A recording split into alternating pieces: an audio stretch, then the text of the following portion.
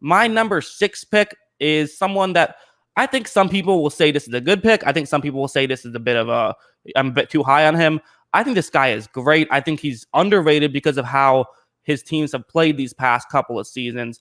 I think Matt Ryan is the 6th best quarterback in the NFL right now.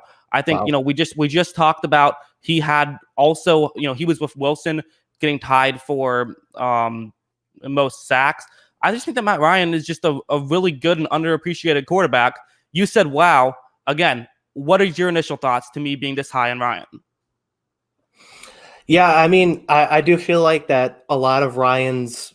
I feel like 2016 was more of the anomaly of what his peak is rather than the norm. He threw 14 interceptions last year.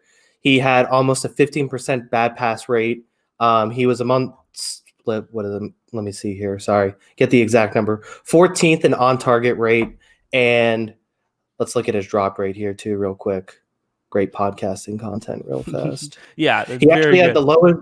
He actually had the lowest drop rate in the league. So I mean, I feel like the advanced numbers paint Ryan as kind of that mid tier guy, maybe top 10, maybe a little lower than 10, and sometimes I watch him and it looks awesome, but at the same time, I know a lot of people who are Falcons fans who are just fed up with that.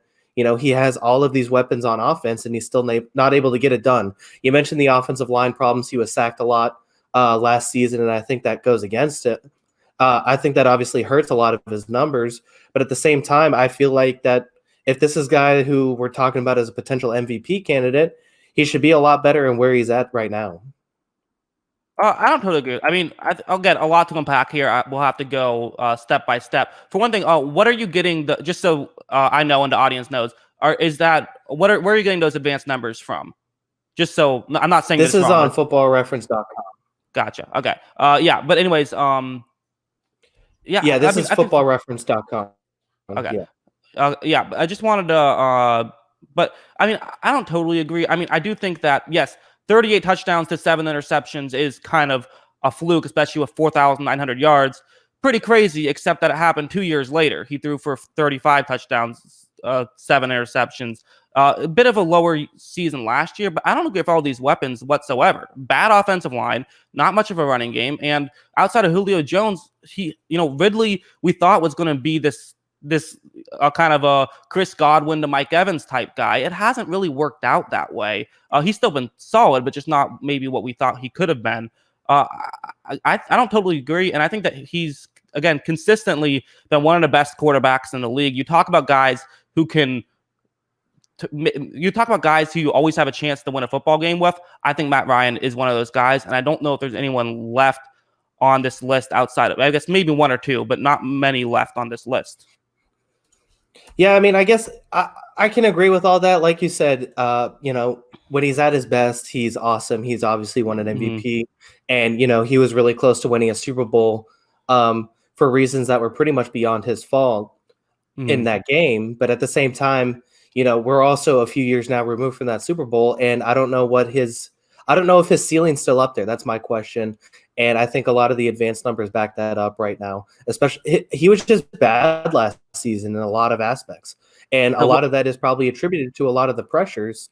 But at the same time, 14 interceptions. Like I said, he was amongst the bottom in bad throw percentage and on-target percentage.